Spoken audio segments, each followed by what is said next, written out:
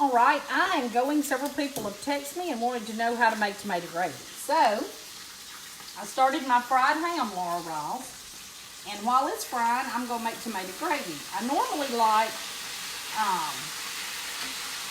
to make my gravy in the same pot I fry my ham in. But, for time's sake, I'm just going to do it in this skillet. I have some oil that fried other ham in before. I'm going to put right here. Let that heat up. And while it's heating, I'm going to add some flour.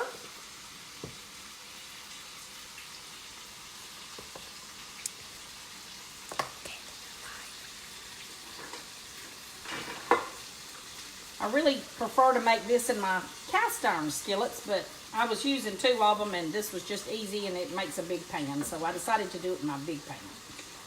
I'm just going to mix this up and just kind of watch your consistency of it. You don't want it too thin, but you don't want it too thick.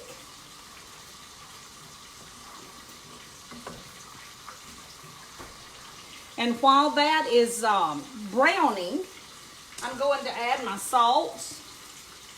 I'll just sprinkle some around. And pepper.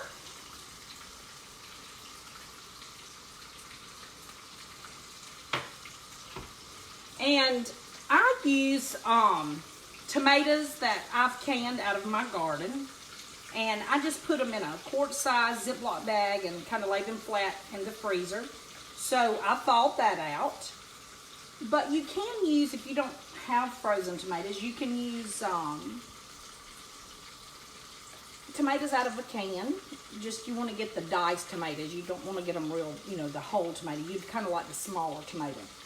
And we're going to continue to stir this. And you want to get, if you're just going to make brown gravy, the trick is to get all of your flour and oil mixture very brown. It doesn't turn out good if it doesn't get really brown. The browner you get it, you don't want to burn it, but the browner you get it, the better gravy you have.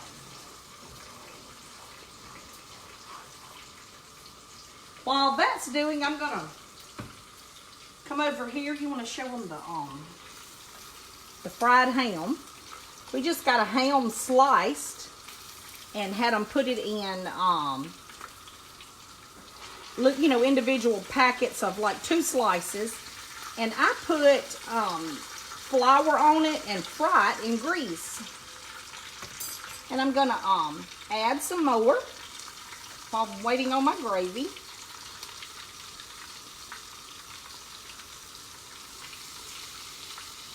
And again, I do that with self-rising flour.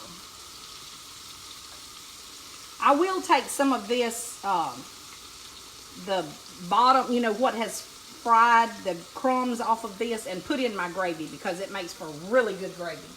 That's why you usually want to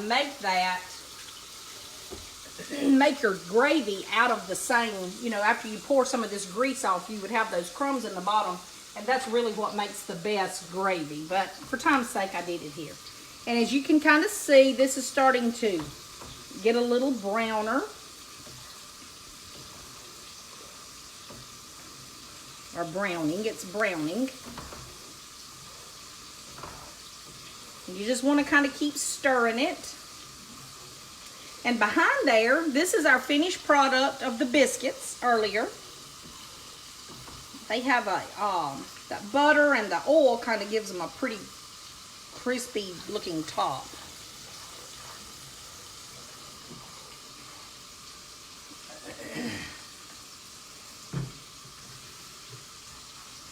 I'm going to keep stirring this as it's browning.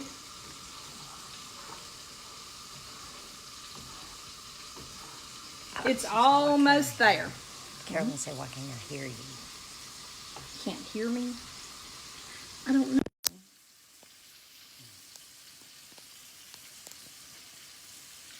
I don't know. Can you hear me now? Is other people hearing me? Are they not hearing? Can anyone else hear? Someone was having a problem not hearing. This, now show it back to the pan. This is now turning the right brown color. You see how very brown it's getting. Okay, I can hear you now. Okay. I'm going to let it cook here for just another minute or two. Okay, I can hear you now. And I'm going to pour my tomatoes in.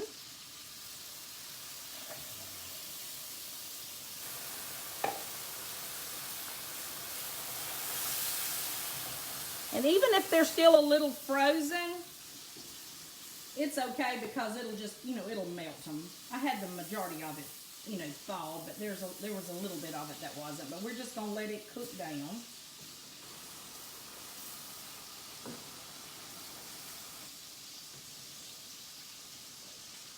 And once it starts cooking down, you don't want your gravy too thick. So you may have to add a little water as you go, but you don't want it too thin. Remember, you can always add, but you can't take away. So just put a little bit and then maybe add more if you need it. I'm going to add just a little water.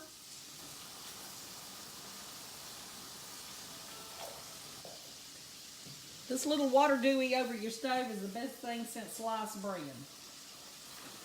You don't have to get it from the sink and tote it over here.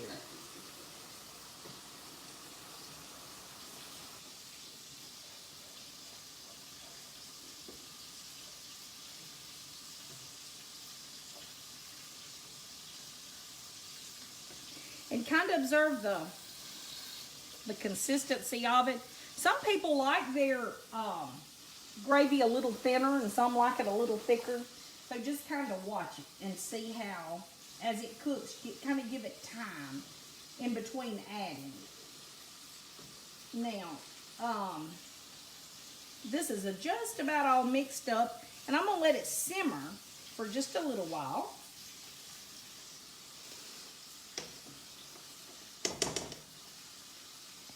And I'm going to turn over my fried ham. You want to let it get real crispy.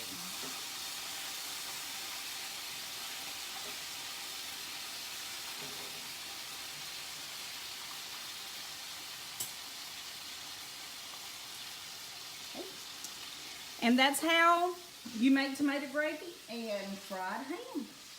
So you open up those biscuits, pour it on it, and it's good eating. Y'all have a good day.